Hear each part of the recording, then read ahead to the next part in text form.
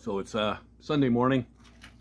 I just got back from dropping off a rental car. I grabbed a rental to move my daughter down for university for the semester, and that's what we were doing yesterday, Saturday. Left at 7 a.m. It's about a 5.5 hour run from here, and we were back at 7 p.m. So that's not bad. The thing with this vehicle, it was a CX-70, a Mazda, whatever. They all look the same to me. Anyway, all leather interior, loaded, the whole deal. Lots of room. All right. Huh. For a brand new vehicle, it's like got 30,000 kilometers on it, which is, 20,000 miles. It's nothing. There's some clunking and whatever going on. I don't know what it is. The steering is kind of heavy. And it's got these line sensors, so when you go to do a lane change, it wants to pull you back into your lane. It's pretty aggressive. Like, it almost pulls the wheel out of your hands. I don't like it. Didn't know how to shut it off, of course, because it's all in the computer bleep bleep blah blah stuff. I don't know. Anyway, but I tell you, when we got home at 7 o'clock last night, both the wife and I could hardly walk when we got out of that thing. It was, man, the seats were rock hard. I wouldn't get one again, that's for sure. I think the C in CX stands for crippled. It's, man, we were done. Anyway, it is what it is. The deal's over now, so yeah, I'm gonna move on. So I'm gonna be on the 56 Chevy today. I want to finish up some of the stuff I've got half done. I got parts all over the place. I got to get them done and out of my way. So that's what I'm going to be on. Maybe move the car. We'll see. We'll just play it by ear. And yeah, we might as well just get to it.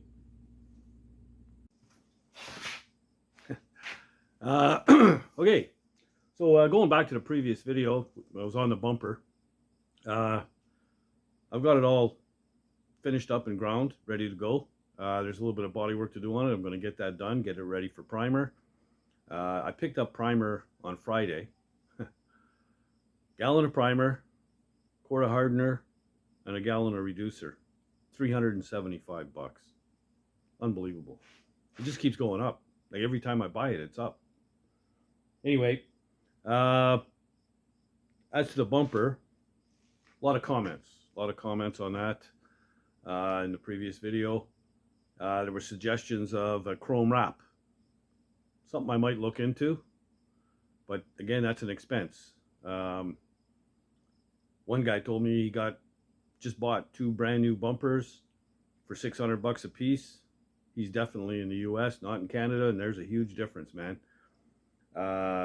Just the ends of a 3-piece bumper, just the ends now, one end, is over $400. On top of that, shipping, and then there's tariffs. So I'm looking at $600 just for one of the ends. So yeah, that's not happening. So I'm pretty sure I'm going to go with paint. The reason being, I can get a gallon of the silver. It's enough to do the top of the car, and I'll have more than enough to do the bumpers. It's just cost effective, and I'm on a tight budget. So that's what I'm going with. I'm not sure exactly how much the wrap would cost me. I do have a guy that does it. But I know the paint will be paid for. So that's how I'm going. Anyway, I'll show you the bumper in a minute. We'll get to the body work, get this done and out of the way. I got to make some room. There was a lot of comments too about, my color choice. Go with a matte finish because it's shiny, will show all the flaws. Well, of course, shiny will show all the flaws. I mean, if I can do this thing in shiny black, I mean, just the panel from the door to the rear of the truck is 7 feet long. If I can make that look straight in shiny black, I can certainly make the 56 look straight. Is there a lot of body work? Absolutely. Will there be a ton of sanding? Oh yeah, lots. But you get in, or you get out what you put in, right? So yeah, it's going to take some time, but whatever. I want it to look decent, you know. So yeah, there we go. So we'll get on this bumper in a minute. I'll set up the camera and fire up the compressor and all that stuff. So let's get to her. All right, so here we go. This old bumper, it did some bumping. You know what I mean? There were a lot of deep scratches, especially on both corners. Took most of them out with this little guy here. And I've marked out any spots that need some love with some body filler. So we're going to go ahead, mix up a batch, and get it done. Overall, though, it looks pretty good. You know, you want to scuff it up so your body filler has something to stick to. And this should do it. And the rest will be taken care of with high build primer. So I'm going to go ahead, mix up some body filler, fix all these spots up, get this done and out of my way. I'm going to put it aside once the body work is done. And when I prime that thing, I'm going to prime this at the same time. So yeah, let's just get to it. Hey, mix up some body filler here.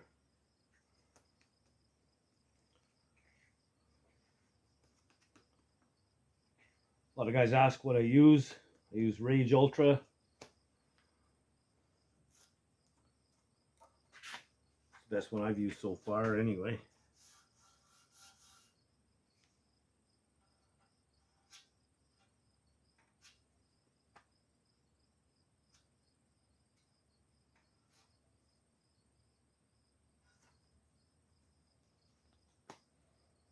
A lot of curves here, man.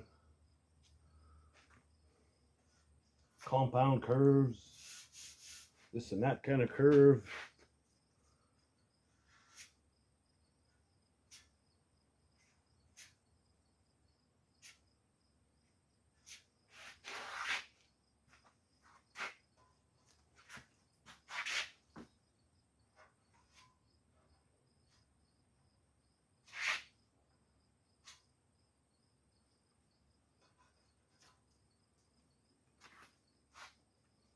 I think I'm going to go right across here.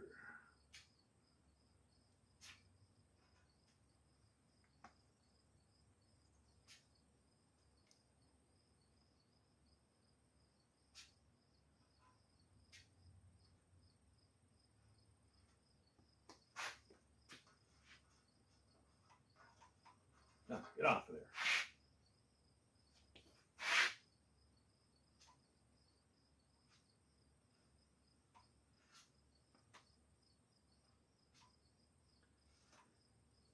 Bear with me here. Still a hurt unit from that stupid rental car. Moving pretty slow today.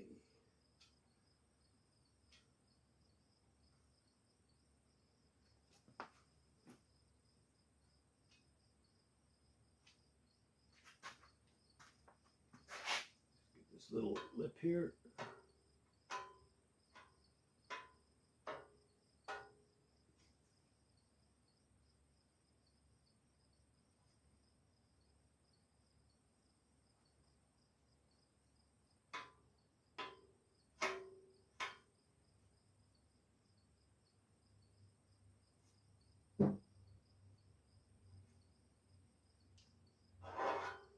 Okay, starting to set up on me already.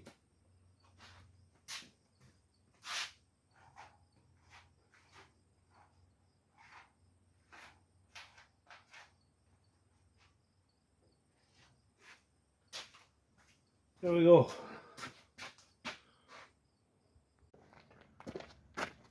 Hey guys, how you doing? Summer is here. Now, if you're maybe found a project that's far away from home, like this one.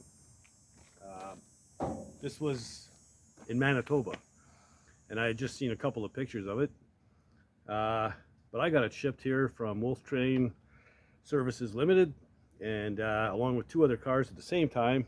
Actually, you can go back in my videos and see it unloading. I got the Model A and the 38 Ford and this one all in one load, and pretty reasonable price.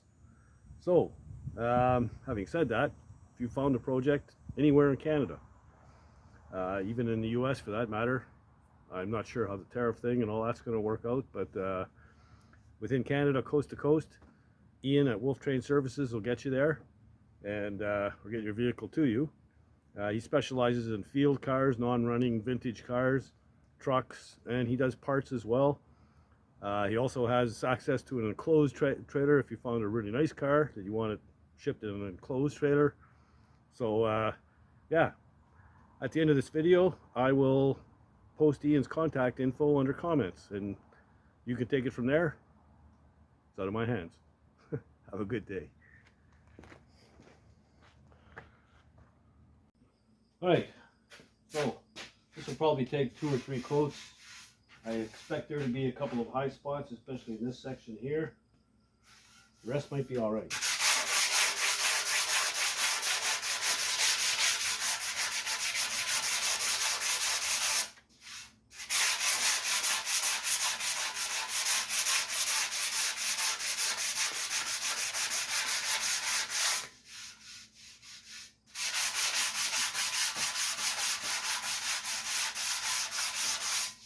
Well, high spot right there. Okay, as soon as you get the metal, stop.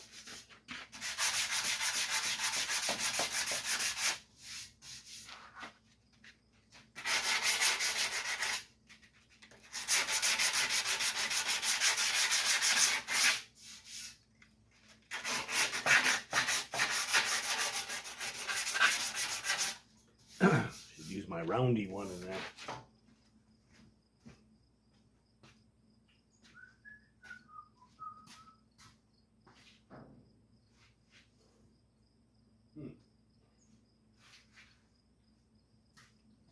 Can't find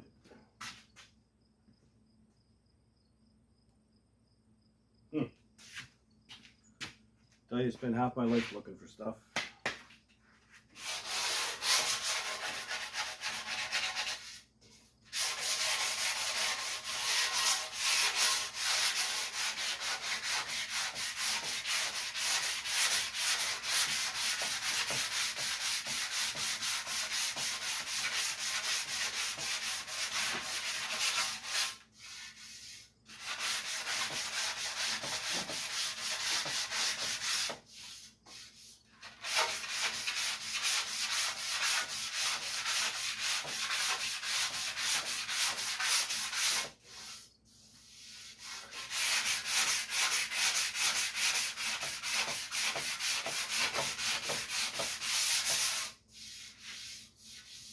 Looks like the area I thought was going to be a problem is going to be fine.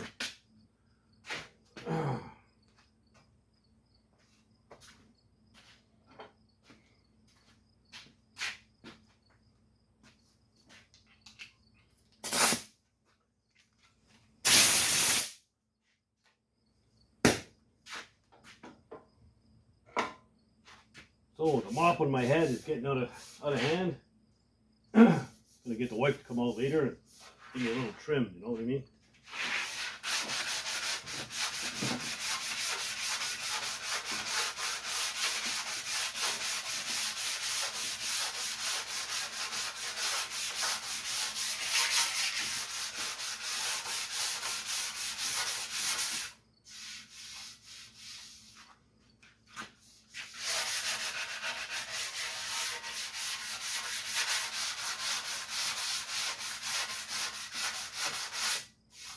Oh, there's metal showing there.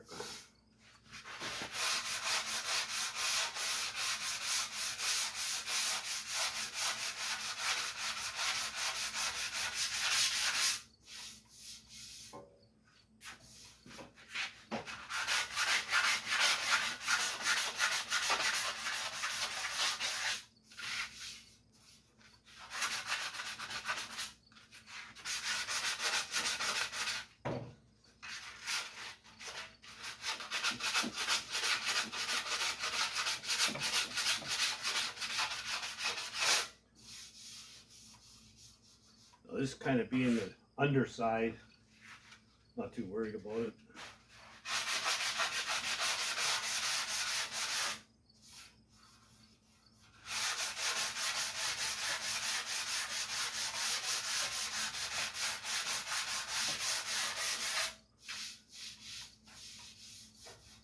Feeling pretty good.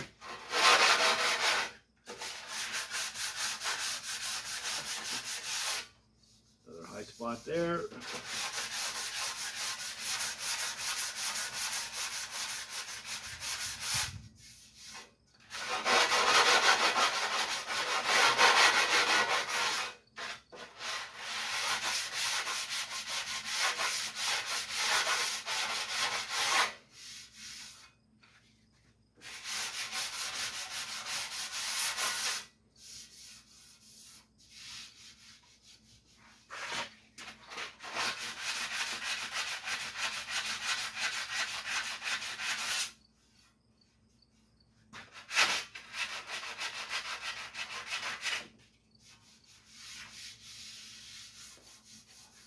Not too shabby.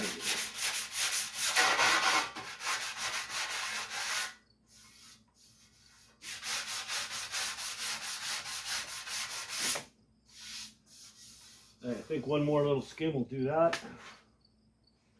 I gotta find my other round sanding block. We'll go ahead and give it another shot of mud. Okay, so I managed to get it all out in 2 coats of mud. It feels really good. Should be just fine. So I'll put this aside somewhere where it won't get banged around, and when I'm ready to do primer, we'll get it on. So I think I'm going to direct my attention now to outdoors and move the car right here front and center of the garage so it's easy to work on. So I got some dicking around to do with that. Use the old square body to pull it and push it or whatever, and we'll get it in place. All right, so I put some hairs in the left front tire. It was flat, and I got the square body in position, got my rope turned around. It was on the front. So this will be a little bit of maneuvering back and forth, I think, but see if we can get her in position.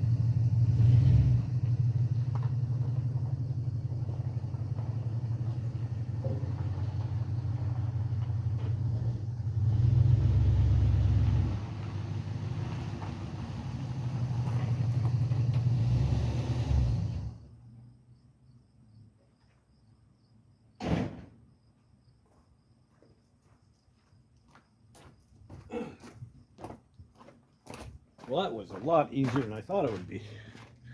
But it is kind of sloping down to the garage, so that's a good thing. I'm going to get a little bit closer, but oh, at least it can work on the other side. It's close to the garage. That's what I wanted. Oh man, it's pretty hot in the sun. Anyway, from where it is now, I can always winch it into the garage. The reason I want to set it up there, just easier to work on it. And secondly, I want to be able to pull it in and yank out the boat anchor, the engine that's in that thing, and get after firewall and frame and all that kind of stuff in the front. So now it's ready to go. So I got a ton of work yet on the passenger side. I'm going to pick away at all that. Put the bumper away. I'm going to get on the finishing off the front fender, the other one, the passenger side, and then I got to finish off my trunk lid. So I got tons of metal work yet to do on this thing, but just going to keep plugging away. For now, that's about all I have time for in this video on this car.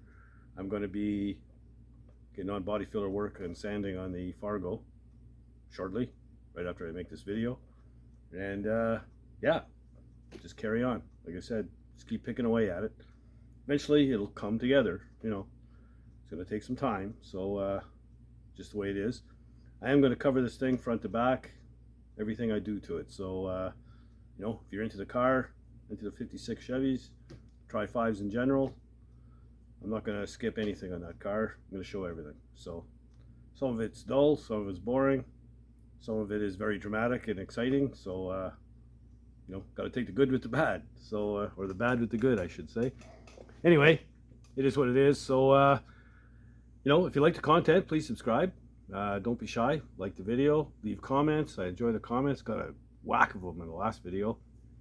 And you know, help spread the word. Tell your buddies and your chums, and help me build the channel. And if you're not doing anything else, get out in the garage and build something, man. Later, guys.